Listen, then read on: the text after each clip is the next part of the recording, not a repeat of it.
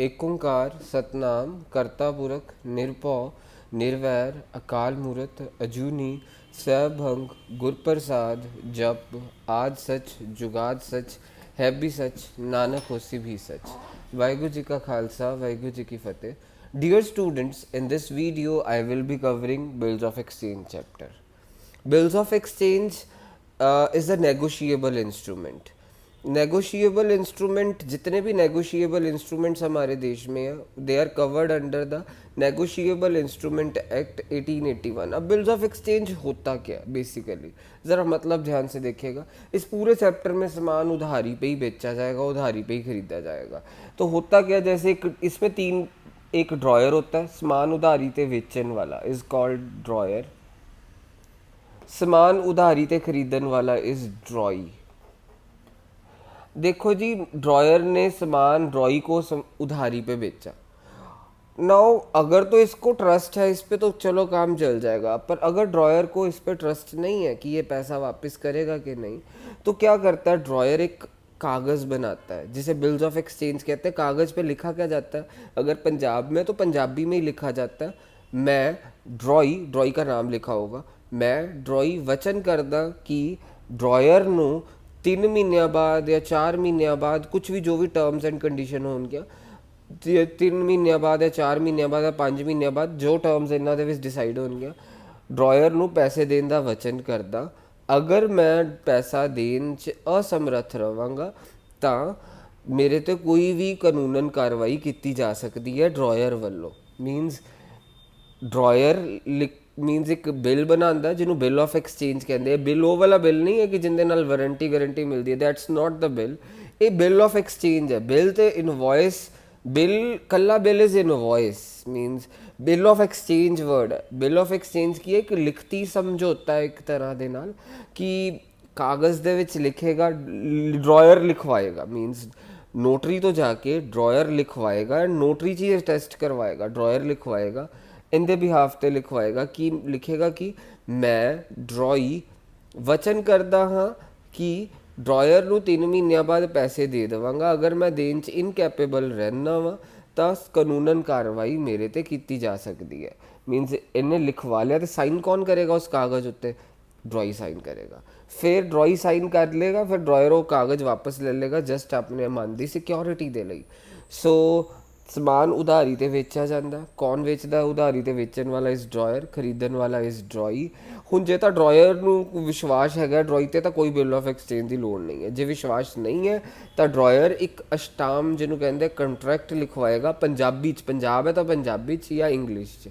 ਜੇ ਕੋਈ means Punjabi and English ਦੇ both are the working language of Punjab, means ਇਹਨਾਂ ਦੇ ਉੱਤੇ ਅਸੀਂ ਵਰਕ ਕਰਦੇ ਹਾਂ। ਅਤੇ ਜਿੰਨੇ ਵੀ ਹੁਣ ਇੱਥੇ ਲਿਖਵਾਏਗਾ ड्रॉयर ਕੀ ਲਿਖੇਗਾ, ਕਾਗਜ਼ ਦੇ ਟੁਕੜੇ ਉੱਤੇ ਕੀ ਟਾਈਪ ਕਰਵਾਏਗਾ, ਉਹਦੇ 'ਚ ਲਿਖਿਆ ਹੋਏਗਾ ਮੈਂ ड्रॉई, ਉਹਦਾ ਨਾਮ ਲਿਖਿਆ ਹੋਏਗਾ ਮੈਂ ड्रॉई ਵਚਨ ਕਰਦਾ ਹਾਂ ਕਿ 5 ਮਹੀਨਿਆਂ ਬਾਅਦ ਕਿੰਗਸੀ ਨੂੰ ਯਾਨੀ ड्रॉयर ਨੂੰ ਪੈਸਾ ਦੇਣ ਦਾ ਵਚਨ ਕਰਦਾ। ਜੇ ਮੈਂ ਪੈਸਾ ਨਹੀਂ ਦਿੰਦਾ ਤਾਂ ड्रॉयर ਮੇਰੇ ਤੇ ਕੋਈ ਵੀ ਕਾਨੂੰਨਨ ਕਾਰਵਾਈ ਕਰ ਸਕਦਾ। ਮੀਨਸ ਉਹਦੇ 'ਤੇ ਕਿੰਦੇ ਸਾਈਨ ਹੋ ਜਾਣਗੇ, ड्रॉई ਦੇ ਸਾਈਨ ਹੋ ਜਾਣਗੇ, ਐਂਡ ਉਹਦੇ ਉੱਤੇ ਸਟੈਂਪ ਲੱਗ ਜਾਏਗੀ, ਜਿਹਨੂੰ ਪੰਜਾਬੀ 'ਚ ਸਟਾਮ ਕਹਿੰਦੇ। ਸਟੈਂਪ ਲੱਗ ਜਾਏਗੀ।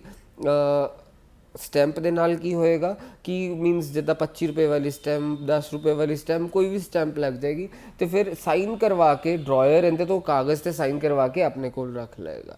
ਇਹ ਬਿੱਲ ਆਫ ਐਕਸਚੇਂਜ ਆ ਹੈ। ਜੇ ਇਸ ਦੇ ਦੌਰਾਨ ਕੋਈ ਵੀ ਪੰਗਾ ਕ੍ਰੀਏਟ ਹੁੰਦਾ ਤੇ ਪੰਗਾ ਸੋਲਵ ਕਿੱਦਾਂ ਕਰਿਆ ਜਾ ਸਕਦਾ, ਨੈਗੋਸ਼ੀਏਬਲ ਇੰਸਟਰੂਮੈਂਟ ਐਕਟ 1881 ਇੱਕ ਐਕਟ ਸੀਗਾ। ਜਿੱਦਾਂ ਹੁਣ ਸਾਡੇ ਕੋਲ ਕੰਪਨੀਜ਼ ਐਕਟ 2013, ਇੱਦਾਂ ਹੀ ਨੈਗੋਸ਼ੀਏਬਲ ਇੰਸਟਰੂਮੈਂਟ ਐਕਟ 1881 ਮੀਨਸ ਆਹ ਵਾਲੀ ਕਿਤਾਬ ਪੜ੍ਹ ਲੇਗਾ।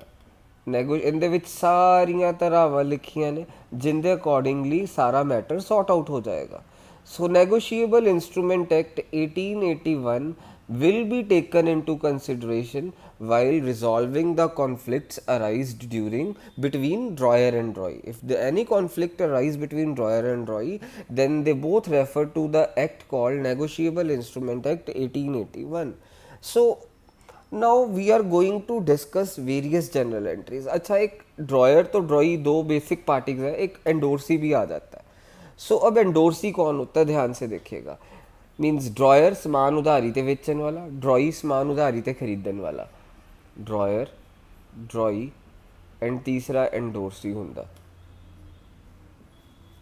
समान उधारी ते बेचण वाला इज किंगसी। सपोज समान उधारी ते बेचा किंगसी ने, किनू बेचा? ए नू। किंगसी ने समान ए नू बेचा। फिर की होया, किंग्स ए ने किनू पैसे देन आने हैं? किंगसी नू पैसे देन आएगा ए। पर किंगसी ने की करया, किंगसी ने बिल मीनस हुन कि ए ने किंगसी नू पैसे देन आने, उन्हें भी याद रखियो जदों ए किंगसी नू पैसे देन आएगा ना ड्यू डेट ते, एक हथों ए पैसा देगा तो दूजे हथों ए वो जेड़ा लिखवाया ना कागज़ ते जिंदे ते ए दे साइन होए वो वापस ले लेगा। मीनस देखो जदों पैसा देगा किंगसी नू आह ड्रॉई पैसा देगा, जदों भी जिन्ने भी महीनों बाद तय होया, 5 महीनों बाद लेटेड भी तय होया, पैसा देगा। दूजे हथों किंगसी नू कागज़ जिंदे उत्ते लिखिया होया सी ना कि मैं ड्रॉई वचन करदा हाँ कि मैं इन्ने महीनों बाद पैसा दे दूंगा, एक कागज़ ये बंदा इंदे तो वापस ले लेगा ताकि इंदे कोल भी प्रूफ रहे कि मैं पैसे देते हैं। क्योंकि बिना पैसे दे तो उन्होंने कागज़ वापस करन नहीं वाला। जे कागज़ वापस, पहली गल कभी भी बंदा जेड़ा भी ड्रॉई है पैसा जे कहे ना कि मेरे को कागज़ गुम गया, ड्रॉयर कह देता, कहेगा मैं पैसा भी नहीं देता। मीनस क्योंकि ड्रॉई नू कागज़ चाहिए, क्योंकि जो कागज़ नहीं लैंदा, बिल ऑफ एक्सचेंज वापस नहीं लैंदा, तो कल नू ड्रॉयर कह सकता कि मैनू तो पैसे मिले ही नहीं। प्रूफ की है? मीनस प्रूफ ये है कि ड्रॉई ने पैसे दिते, उस चीज़ का प्रूफ की है, ड्रॉई ने वो बिल ऑफ एक्सचेंज वापस ले लिया। बिल ऑफ एक्सचेंज वापस लेना बहुत ज़रूरी है ड्रॉई का, याद रखना एक चीज़। ड्रॉयर पहला का बिल ऑफ एक्सचेंज बनाता, इंदे तो साइन करवाता, वापस ले लेंदा साइन करवा के, ताकि ड्रॉयर कोल प्रूफ रहे कि हाँ इन्ने पैसे देने हैं। फिर जो पैसे देंदा है तो एक हथ नाल पैसे देंदा तो दूजे हथ नाल वो वाला बिल ऑफ एक्सचेंज वापस लेंदा, ताकि कल नू ड्रॉयर ये ना कह सके कि मैनू पैसे नहीं मिलेंदे। तो इदा भी तो हो सकता ना ड्रॉयर पैसे ले लवे, बिल ऑफ एक्सचेंज अपने को रखी रखे, तो इनके कोल की प्रूफ है कि इन्ने नू पैसा देता। इससे ਲਈ प्रूफ दे नैगोशिएबल इंस्ट्रूमेंट एक्ट ये कहता है कि जे पैसे दे रहा है इनू बिल ऑफ एक्सचेंज वापस लेना पएगा। जे नहीं पैसे दे रहा है तो बिल ऑफ एक्सचेंज वापस नहीं ले रहा तो नैगोशिएबल इंस्ट्रूमेंट एक्ट फिर इनू ही गलत ठहराएगा। मीनस ये ताही बिल पैसा देगा जे इनू बिल वापस करेगा। जे इनू बिल कहता कि मेरा बिल गुम गया या कुछ भी ड्रामे करता है तो फिर यह इनू पैसे देने दे लाइबल नहीं है। ये ताही लाइबल है जे बिल वापस करेगा। ठीक है जी। इनू बिल कला बिल नहीं, bill of exchange.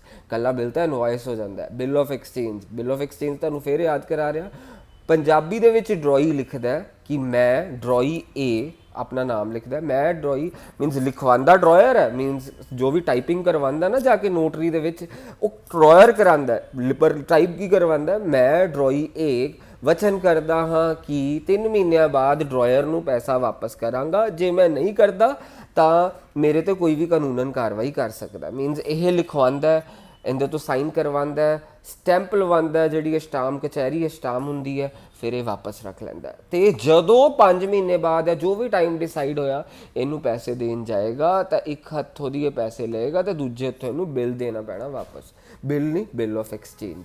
Bill of exchange वापस करना पैना। जे नहीं वापस करता तो यह की कहते हैं, जे ड्रॉयर कह दे कि मैं बिल नहीं वापस देंदा, मेरा बिल गुम गया, तो ड्रॉई पैसे कहेगा मैं पैसे भी नहीं देंदा, क्योंकि जे पैसे दे दे तो इनू बिल ना वापस करे तो इंदे लिए प्रॉब्लम क्रिएट हो सकती है।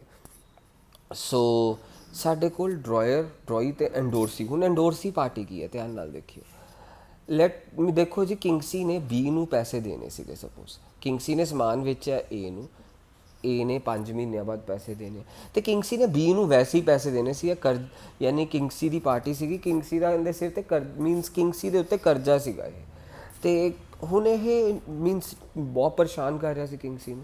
किंगसी ने की करया, ड्रॉयर ने की करया, इनू बिल ऑफ एक्सचेंज देता। मीनस इनके कोल पिया सी ना बिल ऑफ एक्सचेंज, हुण बिल ऑफ एक्सचेंज इनू देता इंदे कोल, ताकि मन इंदा ठंडा हो जाए कि हाँ मेरा पैसा डुब्बिया नहीं है। तो हुण जदों ये 5 महीनों बाद जाएगा तो किंगसी कोले कि पैसे देने लगे, तो ये कहेगा मेरे को बिल नहीं है, मैं पैसे इसलिए नहीं लै रहा, तू जा, मैं बिल बी नू दे चुका, तो बी नू पैसे दे देते तो बिल ले ले। मीनस ये तो गल ठीक है, तो कोई प्रॉब्लम ही नहीं। मीनस एंडोरसी थर्ड पार्टी है, ਐਂਡੋਰਸੀ ਹੁੰਦਾ ਕੌਣ ਹੈ? ਮੀਨਸ ਏ ਨੇ, ਕਿੰਗਸੀ ਨੇ ਏ ਨੂੰ ਸਮਾਨ ਵੇਚਿਆ, ਇਹ 5 ਮਹੀਨਿਆਂ ਬਾਅਦ ਜੋ ਵੀ ਟਾਈਮ ਡਿਸਾਈਡ ਹੋਇਆ ਕਿੰਗਸੀ ਨੂੰ ਪੈਸੇ ਦੇਣ ਗਿਆ, ਉਸ ਦੇ ਬਦਲੇ ਕਿੰਗਸੀ ਇਹਨੂੰ ਬਿੱਲ ਵਾਪਸ ਕਰੇਗਾ। ਪਰ ਜੇ ਕਿੰਗਸੀ ਆਪਣਾ ਬਿੱਲ ਕਿਸੇ ਹੋਰ ਬੰਦੇ ਨੂੰ ਦੇ ਦੇਵੇ ਤਾਂ ਕਿ ਇਹਨੂੰ, ਕਿਉਂਕਿ ਇਹ ਕਿੰਗਸੀ ਨੇ ਇਹਨੂੰ ਪੈਸੇ ਦੇਣੇ ਸੀ, ਇਹ ਬਹੁਤ ਤੰਗ ਕਰ ਰਿਹਾ ਸੀ, ਕਿੰਗਸੀ ਨੇ ਆਪਣਾ ਬਿੱਲ ਹੀ ਚੱਕ ਕੇ ਦੇਤਾ, bill of exchange, not bill of exchange ਚੱਕ ਕੇ ਐਂਡੋਰਸੀ ਨੂੰ ਦੇਤਾ। ਹੁਣ ਬਿੱਲ ਆਫ ਐਕਸਚੇਂਜ ਐਂਡੋਰਸੀ ਨੂੰ ਮਿਲਿਆ ਤਾਂ ਐਂਡੋਰਸੀ ਨੂੰ ਵਿਸ਼ਵਾਸ ਹੋ ਗਿਆ ਕਿ ਪੈਸਾ ਡੁੱਬਿਆ ਨਹੀਂ ਹੈ। ਹੁਣ ਜਦੋਂ ਇਹ 5 ਮਹੀਨਿਆਂ ਬਾਅਦ ਆਪਣੇ ਆਪ ਹੀ ਜਾਏਗਾ ਡਰਾਇਰ ਨੂੰ ਪੈਸੇ ਦੇਣ ਦੇ ਲਈ, ਤੇ ਡਰਾਇਰ ਕਹੇਗਾ ਕਿ ਮੈਨੂੰ ਪੈਸੇ ਨਾ ਪਕੜਾ ਕਿਉਂਕਿ ਮੇਰੇ ਕੋਲ ਬਿੱਲ ਨਹੀਂ ਪਿਆ, ਮੈਂ ਉਹ ਵਾਲਾ ਬਿੱਲ ਦੇਤਾ ਐਂਡੋਰਸੀ ਨੂੰ। ਹੁਣ ਇਹ ਕਿੰਦੇ ਕੋਲ ਚਲ ਜਾਏਗਾ? ਐਂਡੋਰਸੀ ਨੂੰ ਪੈਸਾ ਦੇ ਦੇਗਾ ਤੇ ਬਿੱਲ ਵਾਪਸ ਲੈ ਲਏਗਾ। ਜਿਹੜਾ ਬਿੱਲ ਨਹੀਂ, ਬਿੱਲ ਆਫ ਐਕਸਚੇਂਜ। ਬਿੱਲ ਤੇ ਬਿੱਲ ਆਫ ਐਕਸਚੇਂਜ ਵਿੱਚ ਫਰਕ ਕੀ ਹੈ? ਬਿੱਲ ਵਗੈਰਾ ਸਾਡਾ ਉਹ ਵਾਰੰਟੀ ਵਾਸਤੇ ਹੁੰਦਾ, ਬੇਸਿਕਲੀ ਪ੍ਰੋਡਕਟ ਦੀ ਡਿਸਕ੍ਰਿਪਸ਼ਨ ਹੁੰਦੀ ਹੈ ਉਹਦੇ ਵਿੱਚ, ਤੇ ਜਿਹੜਾ ਬਿੱਲ ਆਫ ਐਕਸਚੇਂਜ ਹੁੰਦਾ ਨਾ, ਉਹਦੇ ਵਿੱਚ ਜਸਟ ਇੱਕ ਸਟੈਂਪ ਪੇਪਰ ਹੁੰਦਾ ਜਿੰਦੇ ਵਿੱਚ ਇਹ ਲਿਖਵਾਉਂਦਾ, ਡਰਾਇਰ ਲਿਖਵਾਉਂਦਾ ਕਿੱਦਾਂ ਪੰਜਾਬੀ 'ਚ, ਮੈਂ ਡਰਾਈ ਵਚਨ ਕਰਦਾ ਹਾਂ ਕਿ ਇੰਨੇ ਮਹੀਨਿਆਂ ਬਾਅਦ ਡਰਾਇਰ ਨੂੰ ਪੈਸੇ ਦੇ ਦੇਵਾਂਗਾ, ਜੇ ਨਹੀਂ ਦਿੰਦਾ ਤਾਂ ਮੇਰੇ ਤੇ ਕੋਈ ਵੀ ਕਾਨੂੰਨਨ ਕਾਰਵਾਈ ਕੀਤੀ ਜਾ ਸਕਦੀ ਹੈ। That is bill of exchange, ਯਾਦ ਰੱਖਣਾ। Now we are going to do journal entries. Journal entries drawer ਦੀ ਬੁੱਕ ਦੇ ਵਿੱਚ ਕੀ ਪੈਣਗੀਆਂ, ਧਿਆਨ ਨਾਲ ਦੇਖਿਓ। ਐਂਡੋਰਸੀ ਵਾਲਾ ਆਪਾਂ ਜਰਨਲ ਐਂਟਰੀਜ਼ ਬਾਅਦ ਚੋਂ ਦੀ ਕਰਾਂਗੇ, ਪਹਿਲਾਂ dryer and dry the general entries ਕਰ ਲੈਂਦੇ। Let it be Kingsley sold items to A, means on 1st Jan. So entry will be Kingsley. Remember this thing. If you are making the books of drawer na, in the books of drawer the name of drawee will come. किंग्सी की book में किंग्सी का नाम नहीं आएगा, या dryer की book में dryer का नाम नहीं आएगा, ड्रॉई का नाम आएगा। सो सबसे पहले इसने सामान बेचा, किसको बेचा? ए को। तो ए डेबिट, अगर तुम्हारे को इनाम नहीं पता कि ड्रॉई कौन है तो simple drawee debit to sales. किंग्सी ने सामान बेचा ए को, drawee debit to sales. Suppose let it भी 40,000 का सामान बेचा, 40,000 40,000। सो 1st Jan ड्रॉई की बुक की होएगा, endorsee we will discuss in the next video. 1st Jan को ड्रॉई की बुक में क्या हो जाएगा? He is purchasing, ड्रॉई is purchasing, so purchase account debit, समान सारा उधारी ते ही खरीदा जाता है। 2 ड्रॉई की बुक्स, ड्रॉई का नाम नहीं आएगा, किंदा नाम आएगा? ड्रॉयर का। And who is the drawer? Drawer is किंग्सी। 2 किंग्सी, 40,000 का सामान था, सो 40,000 40,000। अब क्या होगा कि बिल उसी दिन बन सकता है, अगले दिन भी, जब मर्जी बन सकता है। सपोज इसने उसी दिन टाइप करवा लिया, क्वेश्चन में ये भी बोला सकता है कि आफ्टर 3 days, जब मर्जी, मीन्स इसने टाइप करवा लिया कि दैट, किंग्सी ने टाइप करवाया, वहाँ पे लिखा हुआ था कि मैं ए किंग्सी नू 3 ਮਹੀਨਿਆਂ ਬਾਅਦ पैसा देने का वचन करदा, जे नहीं देंदा तो किंग्सी मेरे ते कोई भी कानूनन कार्रवाई कर सकता। आ लिख टाइप करवा लेगा नोटरी तो जाके, एंड आफ्टर दैट इनदे तो साइन करवा लेगा उस कागज़ से, एंड साइन करवाने तो बाद ये वापस रख लेगा। मीनस ये बिल इंदे लई एसेट है, एसेट है बिल इंदे लई। एसेट इज़ ऑलवेज डेबिटेड, सो इस एसेट का नाम होगा bill receivable account debit. Asset is always debited, तो बिल रिसीवेबल अकाउंट डेबिट होगा। 2 किंग्सी की बुक में किंग्सी का नाम नहीं आएगा, ए का नाम आएगा, 2A। 40,000 40,000 40,000 का बिल है ना। ऐसे भी हो सकता है कि क्वेश्चन में कह दे कि 10,000 इसने दे दिया on the spot to cash, bill 30,000 का बना देता। इदा भी कैश, मीनस इन्हें कैश रिसीव कर लिया, मीनस ए ने 10,000 देता, कैश अकाउंट डेबिट 10,000, फिर बिल 30,000 का बिल बना लिया। मीनस उनकी एंट्री की होएगी, इदा भी तुहानू क्वेश्चन कह सकते हैं कि इन्हें 40,000 तो देना ही सीगा, पर इन्हें की करिया 10,000 रुपया कैश देता पहले दिन ही, तो बाकी का इन्हें बिल ऑफ एक्सचेंज बनवा लिया। बिल ऑफ एक्सचेंज एक रिटन गारंटी वाला डॉक्यूमेंट होंगे, तो इनके यानी बिल और रिसीवेबल किन्ने का आ जाना सी 30,000 का, कैश अकाउंट डेबिट हो जाना सी 10,000, because debit what comes in, इनके कोल कैश आ रहा 10,000, बिल इनके लिए एसेट होना सी, that's why it would have been debited 30,000 to A 40,000। But इस क्वेश्चन च इदा कुछ नहीं किया, so let it be bill इन्हें बनवाया, बिल इनके लिए एसेट है, एसेट डेबिट, एंड ड्रॉयर की बुक दे विच रिमेंबर ड्रॉयर का नाम नहीं, ड्रॉई का नाम है, हु इज़ ड्रॉई? ए। अब इसके लिए वही बिल लाइबिलिटी होगा, इसने बिल पे साइन कर, बिल नहीं बिल ऑफ एक्सचेंज, इसने बिल ऑफ एक्सचेंज पे साइन करा, बिल ऑफ एक्सचेंज पे साइन करने के बाद बिल ये ले गया, मीन्स इसके लिए वो बिल ऑफ एक्सचेंज लाइबिलिटी है। तो लाइबिलिटी हमेशा क्रेडिट होती है to bills payable, to bills payable account. So it would be, अब ड्रॉई की बुक में किसका नाम आएगा? ड्रॉई का नाम नहीं आएगा, किसका नाम आएगा? ड्रॉयर का। And who is drawer? किंगसी। किंगसी इज़ द ड्रॉयर। 40,000, 40,000, यहाँ पे भी 40 और इस तरफ भी 40, 40,000, 40,000। सो ये बेसिक दो एंट्रीज हो गई हैं। मीनस पहला समान वेचन दी एंट्री हो गई, then bill बनाਉਣ ਦੀ। so bill ਇਹਦੇ ਲਈ was asset, so that's why it was debited। ਇਹਦੇ ਲਈ bill was liability, that's why it was credited। इसके पास सबसे पहली ऑप्शन क्या है? मीनस 3 ਮਹੀਨਿਆਂ ਦੀ ਇਹਨਾਂ ਦੀ ਵਾਪਸੀ ਗੱਲ ਮੁੱਕੀ ਹੈ, ਜਿੰਨੇ ਮਹੀਨਿਆਂ ਦੀ ਮਰਜ਼ੀ ਮੁੱਕ ਸਕਦੀ ਹੈ। ਸਪੋਜ਼ ਲੈਟ ਇਟ ਬੀ, ਅਸੀਂ ਇਕੁਏਸ਼ਨ 'ਚ ਐਗਜ਼ਾਮਪਲ ਲੈ ਲੈਂਦੇ 3 ਮਹੀਨਿਆਂ ਦੀ ਗੱਲ ਮੁੱਕੀ ਹੈ, 2 ਮਹੀਨਿਆਂ 'ਚ ਵੀ ਗੱਲ ਮੁੱਕ ਸਕਦੀ ਹੈ, ਜਿੰਨੇ ਮਰਜ਼ੀ ਮਹੀਨਿਆਂ 'ਚ ਗੱਲ ਮੁੱਕੀ ਹੋਏ ਉਹ ਕੋਈ ਪ੍ਰੋਬਲਮ ਨਹੀਂ ਹੈ। 3 ਮਹੀਨਿਆਂ 'ਚ ਗੱਲ ਮੁੱਕੀ ਹੈ ਕਿ ड्रॉयर ਨੂੰ 3 ਮਹੀਨਿਆਂ ਬਾਅਦ ਪੈਸਾ ਦੇਗਾ ਹੀ ਦੇਗਾ। ਸੋ ਜਾਂ ਤਾਂ ਆਪਸ਼ਨ ਨੰਬਰ 1 ਹੈ ਵੇਟ ਕਰੇ, ਕਿੰਨੇ ਮਹੀਨਿਆਂ ਲਈ? 3 ਮਹੀਨਿਆਂ ਲਈ ਵੇਟ ਕਰ ਲਵੇ। ਸੋ ਇਹ 3 ਮਹੀਨਿਆਂ ਲਈ ਵੇਟ ਕਰ ਰਿਹਾ, ਮੀਨਸ ਤੀਜਾ ਮਹੀਨਾ ਖਤਮ ਕਦੋਂ ਹੋਏਗਾ? ਜਨਵਰੀ ਪੂਰਾ ਲੰਘ ਗਿਆ, ਫੈਬਰਰੀ ਪੂਰਾ ਲੰਘ ਗਿਆ, ਮਾਰਚ ਪੂਰਾ ਲੰਘ ਗਿਆ, ਮੀਨਸ April 1 ਬਣਦੀ ਹੈ ਤੁਹਾਡੇ ਅਕੋਰਡਿੰਗਲੀ ਡਿਊ ਡੇਟ। ਪਰ ਰਿਮੈਂਬਰ ਦਿਸ, ਨੈਗੋਸ਼ੀਏਬਲ ਇੰਸਟਰੂਮੈਂਟ ਐਕਟ 3 ਡੇਜ਼ ਦੀ ਗ੍ਰੇਸ ਦਿੰਦਾ।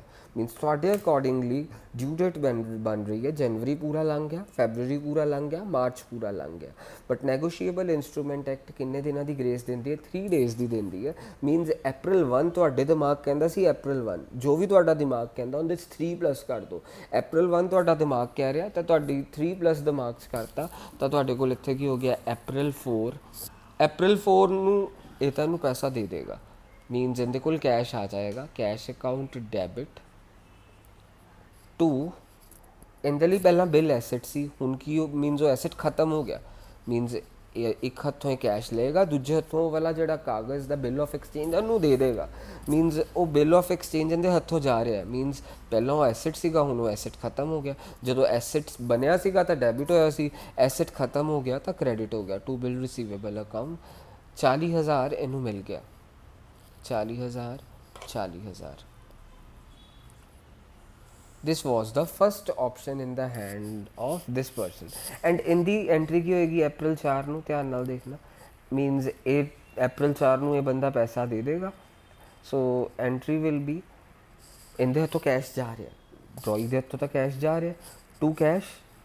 ਇਹਦੇ ਲਈ ਪਹਿਲਾਂ ਬਿਲ ਕੀ ਸੀਗਾ? ਲਾਇਬਿਲਿਟੀ ਸੀਗਾ, ਤਾਂ ਹੁਣ ਉਹ ਲਾਇਬਿਲਿਟੀ ਖਤਮ ਹੋ ਗਈ। ਜਦੋਂ ਲਾਇਬਿਲਿਟੀ ਸੀਗੀ ਤਾਂ ਕ੍ਰੈਡਿਟ ਹੋਈ ਸੀ, ਹੁਣ ਲਾਇਬਿਲਿਟੀ ਖਤਮ ਹੋਈ ਹੈ ਤਾਂ ਬਿਲਸ ਪੇਬਲ ਅਕਾਊਂਟ ਡੈਬਿਟ ਹੋ ਗਿਆ ਟੂ ਕੈਸ਼। ਇਹਨੇ ਕਿੰਨਾ ਪੈਸਾ ਕੈਸ਼ ਦਿੱਤਾ? 40,000, 40,000। ਸੋ ਐਂਟਰੀ ਕੀ ਬਣੀ? Bill payable account debit to cash, 40,000 and 40,000। So ਉਮੀਦ ਕਰਦਾ ਤੁਸੀਂ ਸਮਝ ਗਏ ਹੋਗੇ। ਇਹਨੇ April 4 ਨੂੰ ਕੈਸ਼ ਰਿਸੀਵ ਕਰਿਆ, ਮੀਨਸ ਇਹਦੇ ਕੋਲ ਕੈਸ਼ ਆਇਆ, ਦੂਜੇ ਹੱਥੋਂ ਜਿਹੜਾ ਇਹਨੇ ਬਿਲ ਆਫ ਐਕਸਚੇਂਜ ਇਹਦੇ ਤੋਂ ਸਾਈਨ ਕਰਵਾ ਕੇ ਆਪਣੇ ਕੋਲ ਰੱਖਿਆ ਹੋਇਆ ਸੀ ਇਹਨੂੰ ਵਾਪਸ ਕਰਤਾ, ਤਾਂ ਕੈਸ਼ ਅਕਾਊਂਟ ਡੈਬਿਟ। ਤੇ ਬਿਲ ਪਹਿਲਾਂ ਇਹਦੇ ਲਈ ਐਸੈਟ ਸੀ, ਹੁਣ ਉਹ ਐਸੈਟ ਰਿਹਾ ਨਹੀਂ, ਕਿਉਂਕਿ ਉਹ bill of exchange not bill of exchange ਕੌਣ ਲੈ ਗਿਆ? ਇਹਨੂੰ ਵਾਪਸ ਕਰ ਦਿੱਤਾ ਗਿਆ, ਟੂ ਬਿਲ ਰਿਸੀਵੇਬਲ ਹੋ ਗਿਆ।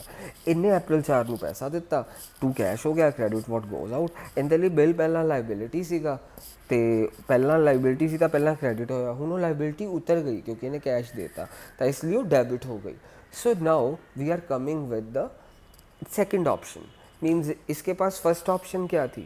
फर्स्ट ऑप्शन ये थी कि 3 महीने वेट करे एंड पैसा मिल जाए। दूसरी ऑप्शन, सपोज इनू पैसों की पै गई छेती लोड़, सपोज इनू पैसों की छेती लोड़ पै गई एंड इन्हें बैंक का दरवाज़ा खटखटाया। मीनस इहदे कोल जे पैसों की लोड़ पै गई ना, मीनस ये बैंक का दरवाज़ा खटखटा सकता है। मीनस फिर 3 महीने वेट नहीं करेगा, इनू पैसों की लोड़ पै गई, लैट इट बी मार्च 4 ਨੂੰ पैसों की लोड़ पै गई। मिलने तो इहदे तो April 4 ਨੂੰ ही है, पर इनू टाइम तो पहला की लोड़ पै गई। सो यह बैंक कोल जा सकता, जो बिल ऑफ एक्सचेंज इनू साइन इहदे तो साइन करवा के अपने कोल रखे ना, वो बिल ऑफ एक्सचेंज बैंक नू दे देगा ਤੇ ਬੈਂਕ ਕੀ ਕਰੇਗਾ 40,000 ਦੇ ਵਿੱਚੋਂ ਲੈਟ ਇਟ ਬੀ ਇਹਨੂੰ 38 ਦੇ ਦੇਗਾ ਐਂਡ ਇਹਦੇ ਕੋਲ 38,000 ਆ ਗਿਆ। ਪਰ ਬੈਂਕ ਹੁਣ ਉਹ ਬਿਲ ਆਫ ਐਕਸਚੇਂਜ ਕਿਹਦੇ ਕੋਲ ਹੈ, ਬੈਂਕ ਦੇ ਕੋਲ ਹੈ, ਤੇ ਬੈਂਕ ਇਹਦੇ ਤੋਂ ਪੈਸਾ ਲੈ ਲੇਗਾ ਪੂਰਾ 40,000 ਜਦੋਂ ਡਿਊ ਡੇਟ ਆਏਗੀ। ਕੰਮ ਕੀ ਹੋਇਆ, ਇਹਨੂੰ ਟਾਈਮ ਤੋਂ ਪਹਿਲਾਂ ਪੈਸਾ ਮਿਲ ਗਿਆ, ਬੈਂਕ ਦਾ ਵੀ ਫਾਇਦਾ ਹੋ ਗਿਆ, ਇਹਦਾ ਵੀ ਫਾਇਦਾ ਕੀ ਇਹਨੂੰ ਟਾਈਮ ਤੋਂ ਪੈਸਾ ਮਿਲ ਗਿਆ। ਤੇ ਇਹਨੂੰ ਇਸ ਪ੍ਰੋਸੈਸ ਨੂੰ ਡਿਸਕਾਊਂਟਿੰਗ ਦਾ ਬਿਲ ਆਫ ਐਕਸਚੇਂਜ ਕਹਿੰਦੇ। ਮੀਨਸ ਇਹਦੇ ਕੋਲ April 4 ਵੈਸੇ ਜੋ 3 ਮਹੀਨਿਆਂ ਦੀ ਗੱਲ ਮੁੱਕੀ ਸੀ April 4 ਉਹ ਇਹਦੇ ਕੋਲ ਨਹੀਂ ਵੇਟ ਕਰਨ ਹੋਈ ਕਿਉਂਕਿ ਇਹਨੂੰ ਪੈਸਿਆਂ ਦੀ ਬਹੁਤ ਐਮਰਜੈਂਸੀ ਲੋੜ ਪੈ ਗਈ, ਇਹਨੂੰ ਪੈਸਿਆਂ ਦੀ ਬਹੁਤ ਐਮਰਜੈਂਸੀ ਲੋੜ ਪੈ ਗਈ। ਸੋ ਵਾਟ ਹੀ ਡਿਡ ਵਾਜ਼ ਇਹ ਬੈਂਕ ਕੋਲ ਗਿਆ, ਇਹ ਬੰਦਾ ਬੈਂਕ ਕੋਲ ਚਲਾ ਗਿਆ। ਕਿੰਗਸੀ went to the bank taking his bill of exchange. He submitted his bill of exchange with the bank and bank granted rupees 38,000 means है चाहे bill of exchange 40,000 the bank ਉਹਨੂੰ ਪੂਰਾ 40,000 ਨਹੀਂ ਦੇਗਾ, some value will be deducted by bank, that value deduction will be the profit for bank. Although it is an expense, means it is an expense for King C, but he is bearing that loss because he is bearing that expense because he is getting money before the stipulated period of time, means जो time से पहले ही पैसा मिल रहा है उसको। सो इसकी entry क्या हो जाएगी, मीन्स इसको कब पैसा मिल रहा है, मिलना कब था April 4 को, इसने पैसा तो April 4 को ही देना, इसने पैसा April 4 को ही देना, इसमें कोई फ़र्क नहीं आएगा, ये April 4 को ही देगा। पर इसको March 4 को बैंक से इसने पैसा ले लिया तो उसकी एंट्री क्या होगी, बैंक अकाउंट डेबिट। बैंक ने इनू पैसा देता है, बैंक इनू पूरा का पूरा 40 नहीं देगा, कुछ कट के देगा। सपोज लेट इट बी 38,000 देता, 2,000 ਜਿਹੜਾ बैंक ने कटिया ਉਹਨੂੰ ਅਸੀਂ नाम की देने, we give the name of discount charges account debit. उस चीज़ को डिस्काउंट चार्जेस कहा जाता है। मीन्स बैंक ने कितने पैसे कट ले, 2,000 डिस्काउंट चार्जेस डेबिट हो गए। 2 इन्हें बिल किनू पकड़ाता, बिल ऑफ एक्सचेंज बैंक नू पकड़ाता। पहले इहदे लई एसेट सीगा, हुण एसेट इहदा नहीं रहा, हुण वो एसेट बैंक दा हो गया। क्रेडिट वॉट गोज आउट दे नाल बिल रिसीवेबल बैंक कोल जा रहा, इसलिए 40,000 रुपया बिल रिसीवेबल वाला क्रेडिट हो गया।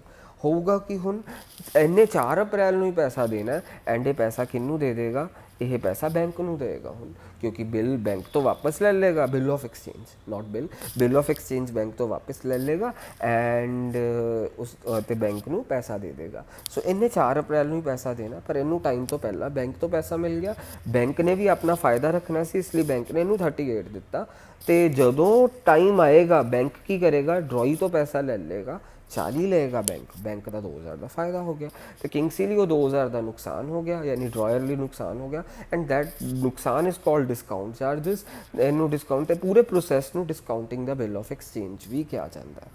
एंड या तो तुहानू डायरैक्ट डिस्काउंट चार्जिस 2,000 दिते हो सकते, अगर नहीं दिते सपोज तुहानू इदां भी क्या हो सकता, बैंक ने डिस्काउंट चार्जिस लगाए 6% पर एनम के हिसाब नाल, फिर तुसी की करोगे 6% ऑफ 40,000 का बिल ऑफ एक्सचेंज सीगा इंटू किन्ने महीने पहला पैसा मिल गया। मिलना इनू कदों सीगा पैसा, इनू पैसा मिलना सीगा April 4 नू, पर इनू मिल कदों गया March 4 नू, मीनस 1 महीने पहला पैसा मिल गया इंटू 1/12। जे इत्थे इन्हें पैसा suppose bill of exchange bank नू 1 जैन नू ही दे दिता हुंदा, फिर इत्थे एंट्री 1 जैन नू ही वाली पै जानी सी, bank account debit discount charges account debit to bill receivable. फिर तुहाडा इत्थे की आना सी, इनू किन्ने महीने पहला पैसा मिल गया 4 महीने, फिर इत्थे 4/12 होना सी। पर हुण इनू एट प्रेजेंट इन्हें किन्ने महीने पहला बैंक तो पैसा लिया 1/12। याद रखना 6% वर्ड पर एनम भी नाल लिखिया होना चाहिए, 6% पर एनम नाल लिखिया होना चाहिए, ताकि ये इदा एंट्री पैनी है 6% पर एनम। सो साडे कोल की हो गया 6% ऑफ 40,000 इंटू 1/12, 12 इत्थे 12 मैं इत्थे गलती नाल 2 लिखता सीगा, 1/12 है ठीक है। तुहाडे कोल 6% ऑफ 40,000 किन्ने महीने पहला पैसा मिल गया, 1 महीने पहला, इसलिए 1/12 करिया। जे तुहानू इत्थे लिखिया हुंदा ने 1 जैन नू भी तां बैंक तो बिल डिस्काउंट करवा सकदा सी, फिर 6% ऑफ 40,000 इंटू किन्ने महीने पहला पैसा मिल जाना सीगा, 3 महीने पहला, 3/12 3 महीने का फिर मीनस पैसा मिलना सीगा April 4 नू, ते इन्हें पहले ही स्टार्टिंग दे विच ही जाके मीनस पहले दिन ही जाके बिल डिस्काउंट करा लिया। ड्यू डेट 3 महीनों की सीगी, 3 महीनों बाद इन्हू इहदे तो पैसा मिलना सीगा, 3 महीने पहले ही मैनू पहले ही पैसा मिल गया। किन्नी पहला पैसा मिल गया, 3 महीने इंटू 3/12। बट हुण एट प्रेजेंट किन्ने महीने पहला मिले, 1 महीने पहला, तो 1/12। ਐਂਡ ਅਸੀਂ ਇੱਥੇ ਕਟਿੰਗ ਕਰ ਦਿੰਦੇ ਹਾਂ 6 2 12 ਇੱਥੇ 200 ਯਾਨੀ ਡਿਸਕਾਊਂਟ ਚਾਰजेस ਇਹਦੇ ਅਕੋਰਡਿੰਗਲੀ 200 ਹੈ। ਸੋ 40,200 ਤੇ ਇੱਥੇ 39,800 ਆ ਜਾਣਾ ਸੀ। ਠੀਕ ਹੈ, ਪਰ ਅਗਰ ਇੱਥੇ ਵਰਡ 6% ਪਰ ਐਨਮ ਲਿਖਿਆ ਤਾਂ ਇੱਦਾਂ ਹੋਣਾ, ਤਾਂ ਮੀਨਸ ਅਸੀਂ ਮਹੀਨੇ ਦੇਖਨੇ ਮੀਨਸ ਕਿੰਨੇ ਮਹੀਨੇ ਪਹਿਲਾਂ ਪੈਸਾ ਮਿਲ ਗਿਆ, 1 ਮਹੀਨੇ ਪਹਿਲਾਂ। ਜੇ ਇਹਨੇ ਦੇਖੋ ਸਪੋਜ਼ ਇਸ ਇਹ ਕੁਐਸਚਨ ਹੁੰਦਾ ਫੈਬਰਰੀ 1 ਨੂੰ 4 ਨੂੰ ਪੈਸਾ ਕਢਾ ਲਿਆ ਹੁੰਦਾ, ਜੇ ਫੈਬਰਰੀ 4 ਨੂੰ ਪੈਸਾ ਕਢਾਇਆ ਹੁੰਦਾ ਤਾਂ ਅਸੀਂ ਕੀ ਲਿਖ ਦੇਣਾ ਸੀਗਾ, ਕਿੰਨੇ ਮਹੀਨੇ ਪਹਿਲਾਂ ਪੈਸਾ ਮਿਲ ਗਿਆ, 2 ਮਹੀਨੇ ਪਹਿਲਾਂ, ਤਾਂ ਅਸੀਂ ਇੱਥੇ 2/12 ਕਰ ਦੇਣਾ ਸੀਗਾ। ਤੇ ਹੁਣ ਸਾਡੇ ਕੋਲ ਕੀ ਹੈ 6% ਪਰ ਐਨਮ ਕਿਹਾ ਤੇ ਨਾਲ ਕਿਹਾ ਕਿ ਅਸੀਂ ਮਾਰਚ 4 ਨੂੰ ਪੈਸਾ ਕਢਾਇਆ, ਮੀਨਸ ਕਿੰਨੇ ਮਹੀਨੇ ਪਹਿਲਾਂ ਕਢਾ ਲਿਆ, 1 ਮਹੀਨੇ ਪਹਿਲਾਂ। 40,000 ਤੇ 6% ਇੰਟੂ 1/12 ਇੱਥੇ ਪਰ ਐਨਮ ਵਰਡ ਲਿਖਿਆ ਤਾਂ। ਠੀਕ ਹੈ, ਸਾਡੇ ਕੋਲ ਇੱਥੇ ਕਿੰਨਾ ਆਇਆ ਸੀਗਾ 200। ਪਰ ਜੇ ਇੱਥੇ ਵਰਡ ਪਰ ਐਨਮ ਨਾ ਲਿਖਿਆ ਹੁੰਦਾ, ਫਿਰ ਇੱਥੇ ਵਰਡ ਪਰ ਐਨਮ ਜੇ ਨਾ ਲਿਖਿਆ ਹੁੰਦਾ ਕੁਐਸਚਨ 'ਚ ਤਾਂ ਇੱਥੇ 1/12 ਨਹੀਂ ਹੋਣਾ ਸੀਗਾ, ਫਿਰ ਸਿੱਧਾ 6% ਹੋਣਾ ਸੀਗਾ। ਦੈਟ ਮੀਨਸ 2400 ਹੋਣਾ ਸੀਗਾ। ਇੱਥੇ ਸਾਡਾ ਡਿਸਕਾਊਂਟ ਚਾਰजेस 'ਚ 2400 ਆ ਜਾਣਾ ਸੀਗਾ ਤੇ ਅਸੀਂ ਇੱਥੋਂ ਦੀ 40,000 ਚੋਂ 2400 ਮਾਈਨਸ ਕਰਨਾ ਸੀ, 37,600 ਬੈਂਕ 'ਚ ਆ ਜਾਣਾ ਸੀਗਾ। ਸੋ ਆਈ ਰਿਪੀਟ, ਜੇ ਪਰ ਐਨਮ ਹੈ ਤਾਂ ਅਸੀਂ ਦੇਖਣਾ ਕਿੰਨੇ ਮਹੀਨੇ ਪਹਿਲਾਂ ਮਿਲਿਆ, ਜੇ ਪਰ ਐਨਮ ਨਹੀਂ ਹੈ ਤਾਂ ਅਸੀਂ ਮਹੀਨਿਆਂ ਵਾਲਾ ਸੀਨ ਨਹੀਂ ਲਗਾਉਣਾ। ਤੇ ਜੇ ਤੁਹਾਨੂੰ ਇੱਥੇ ਹੁੰਦਾ ਕਿ 1 ਫੈਬ ਨੂੰ ਪੈਸਾ ਕਢਾ ਲਿਆ ਹੁੰਦਾ ਤੇ 6% ਪਰ ਐਨਮ ਹੁੰਦਾ ਤਾਂ ਮੀਨਸ ਤੁਸੀਂ ਕਿੰਨੇ ਮਹੀਨੇ ਪਹਿਲਾਂ ਕਢਾ ਲਿਆ, 2 ਮਹੀਨੇ ਪਹਿਲਾਂ ਪੈਸਾ ਤੁਹਾਨੂੰ ਮਿਲ ਗਿਆ, ਕਿਉਂਕਿ ਮਿਲਣਾ ਮਾਰਚ 4 ਨੂੰ ਸੀਗਾ ਤਾਂ ਸੌਰੀ ਅਪ੍ਰੈਲ 4 ਨੂੰ ਪੈਸਾ ਮਿਲਣਾ ਸੀਗਾ, ਤੁਸੀਂ ਫੈਬ 4 ਨੂੰ ਪੈਸਾ ਕਢਾ ਲਿਆ, ਮੀਨਸ ਕਿੰਨੇ ਮਹੀਨੇ ਪਹਿਲਾਂ ਤੁਹਾਨੂੰ ਮਿਲ ਗਿਆ ਪੈਸਾ, 2 ਮਹੀਨੇ ਪਹਿਲਾਂ ਮਿਲ ਗਿਆ। ਠੀਕ ਹੈ, ਤੇ ਮੀਨਸ 6% ਆਫ 40,000 ਇੰਟੂ 2/12 ਹੋ ਜਾਣਾ ਸੀਗਾ ਫਿਰ। ਪਰ ਜੇ ਇੱਥੇ ਪਰ ਐਨਮ ਨਾਮ ਨਾ ਲਿਖਿਆ ਹੈ ਨਾ ਤਾਂ ਕੋਈ ਮਹੀਨੇ ਵਾਲਾ ਸੀਨ ਨਹੀਂ ਦੇਖਣਾ ਹੈ। ਸੋ ਮੈਂ ਤੁਹਾਨੂੰ ਡਿਸਕਾਊਂਟ ਚਾਰजेस ਵਾਲਾ ਕਨਸੈਪਟ ਵੀ ਦੱਸਤਾ। ਹੁਣ ਜਦੋਂ ਤੁਹਾਡੇ ਕੋਲ ਡਿਸਕਾਊਂਟ ਚਾਰजेस ਦੇ ਵਿੱਚ ਕਦੀ ਕਦੀ ਦਿਨਾਂ ਵਾਲਾ ਵੀ ਹਿਸਾਬ ਕਿਤਾਬ ਆ ਸਕਦਾ। ਸਪੋਜ਼ ਲੈਟ ਇਟ ਬੀ ਇਹਨੇ ਪੈਸਾ ਕਢਾਇਆ ਬੈਂਕ ਤੋਂ ਜਾ ਕੇ, ਕਦੋਂ ਕਢਾ ਲਿਆ, ਸਪੋਜ਼ ਇਹਨੇ ਮਾਰਚ 20 ਨੂੰ ਪੈਸਾ ਕਢਾਇਆ, ਮੀਨਸ ਉਹਨੇ ਤਾਂ ਮਹੀਨੇ ਵਾਲਾ ਤਾਂ ਹਿਸਾਬ ਲਾ ਹੀ ਨਹੀਂ ਸਕਦੇ। ਮਾਰਚ 20 ਨੂੰ ਪੈਸਾ ਕਢਾਇਆ, ਇੱਥੇ ਮਾਰਚ 20 ਪਾਉਂਦਾ ਮੈਂ ਤੇ ਇੱਥੇ ਲਿਖਿਆ ਹੁੰਦਾ ਸਪੋਜ਼ 6% ਪਰ ਐਨਮ। ਹੁਣ ਅਸੀਂ ਦਿਨਾਂ ਵਾਲਾ ਹਿਸਾਬ ਕਰਾਂਗੇ। ਸੋ ਦਿਨਾਂ ਵਾਲਾ ਹਿਸਾਬ ਕਿਵੇਂ ਕਰਾਂਗੇ, ਧਿਆਨ ਨਾਲ ਦੇਖਿਓ। ਕਿੰਨੇ ਦਿਨ ਪਹਿਲਾਂ, ਪਹਿਲਾਂ ਅਸੀਂ ਮਹੀਨੇ ਦੇਖਦੇ ਸੀ ਨਾ, ਹੁੰਦੇ ਸੀ ਮਹੀਨਾ ਤਾਂ ਪੂਰਾ ਕੋਈ ਸੀਨ ਲੱਗ ਹੀ ਨਹੀਂ ਰਿਹਾ। ਕਿੰਨੇ ਦਿਨ ਪਹਿਲਾਂ ਪੈਸਾ ਮਿਲ ਗਿਆ, ਮਿਲਣਾ ਇਹਨੂੰ ਅਪ੍ਰੈਲ 4 ਨੂੰ ਸੀਗਾ, ਮਾਰਚ 20 ਨੂੰ ਪੈਸਾ ਲੈ ਆਇਆ, ਮੀਨਸ ਮਾਰਚ ਦੇ ਕਿੰਨੇ ਦਿਨ ਹੋ ਗਏ ਸਾਡੇ ਕੋਲ, 31 - 20 + 1 ਮੀਨਸ 31 - 20 ਦੈਟ ਇਜ਼ 31 ਚੋਂ 20 ਮਾਈਨਸ ਕਰੇ, ਉਹਦੇ 'ਚ +1 ਕਰਤਾ, ਦੈਟ ਇਜ਼ 32 - 20 ਦੈਟ ਇਜ਼ 12 ਦਿਨ ਮਾਰਚ ਮਹੀਨੇ ਦੇ ਹੋ ਗਏ ਐਂਡ 4 ਦਿਨ ਅਪ੍ਰੈਲ ਮਹੀਨੇ ਦੇ ਹੋ ਗਏ। ਸੋ 16 ਦਿਨ ਪਹਿਲਾਂ ਪੈਸਾ ਮਿਲ ਗਿਆ। ਜਦੋਂ ਵੀ ਤੁਹਾਨੂੰ ਆ ਜਾਏ ਨਾ ਕਿ ਸਪੋਜ਼ ਦਿਨਾਂ ਵਾਲਾ ਹਿਸਾਬ ਕਰਨਾ, ਤੁਹਾਨੂੰ ਮਿਲਣਾ ਕਦੋਂ ਸੀਗਾ ਪੈਸਾ, ਮਾਰਚ ਅਪ੍ਰੈਲ 4 ਨੂੰ ਪੈਸਾ ਮਿਲਣਾ ਸੀ, ਤੁਸੀਂ ਪਰ ਕਢਾ ਕਦੋਂ ਆਏ, ਮਾਰਚ 20 ਨੂੰ। ਮਾਰਚ 20 ਤੋਂ ਲੈ ਕੇ ਅਪ੍ਰੈਲ 4 ਤੱਕ ਕਿੰਨੇ ਦਿਨ ਹੋ ਗਏ ਤੁਸੀਂ ਉਹ ਕਾਊਂਟ ਕਰ ਲਓਗੇ। ਤੇ ਮਾਰਚ ਮੇਰੇ ਕੋਲ ਦਿਨ ਆ ਰਹੇ ਆ 16 ਦਿਨ, ਮੀਨਸ 16 ਦਿਨ ਪਹਿਲਾਂ ਮੈਂ ਪੈਸਾ ਕਢਾਇਆ ਇਹਦੇ, ਯਾਨੀ ਆ 16 ਦਿਨ ਦਾ ਗੈਪ ਹੈ, ਮੀਨਸ ਮੈਂ 16 ਦਿਨ ਪਹਿਲਾਂ ਪੈਸੇ ਕਢਾਇਆ। ਠੀਕ ਹੈ, ਸੋ 16 ਦਿਨ ਮੈਂ ਪਹਿਲਾਂ ਪੈਸੇ ਕਢਾ ਲਏ ਤਾਂ ਮੀਨਸ ਮੇਰੀ ਐਂਟਰੀ ਕੀ ਹੋਊਗੀ, ਮੀਨਸ ਇੱਥੇ ਡਿਸਕਾਊਂਟ ਚਾਰजेस ਕਿੱਦਾਂ ਨਿਕਲਣਗੇ, 40,000 ਤੇ 6% 6% ਸੀਗਾ ਇੰਟੂ 16 ਦਿਨ ਤੇ ਪੂਰੇ ਸਾਲ 'ਚ ਕਿੰਨੇ ਦਿਨ ਹੈ, 365 ਅਪੋਨ 365 ਇੱਦਾਂ ਕਰ ਦੇਣਾ। ਜਦੋਂ ਮਹੀਨੇ ਹੁੰਦੇ ਸੀਗੇ ਅਸੀਂ ਦੇਖਦੇ ਸੀ ਨਾ 2 ਅਪੋਨ ਪੂਰੇ ਸਾਲ 'ਚ ਕਿੰਨੇ ਮਹੀਨੇ ਆ, 12। ਜੇ ਅਸੀਂ 2 ਮਹੀਨੇ ਪਹਿਲਾਂ ਪੈਸਾ ਕਢਾਇਆ ਹੁੰਦਾ ਸੀ 2 ਅਪੋਨ 12 ਕਰਦੇ ਸੀ। ਹੁਣ ਇੱਥੇ ਸਾਡੇ ਕੋਲ ਮਹੀਨਿਆਂ ਦਾ ਹਿਸਾਬ ਹੀ ਨਹੀਂ ਬਣਦਾ ਪਿਆ।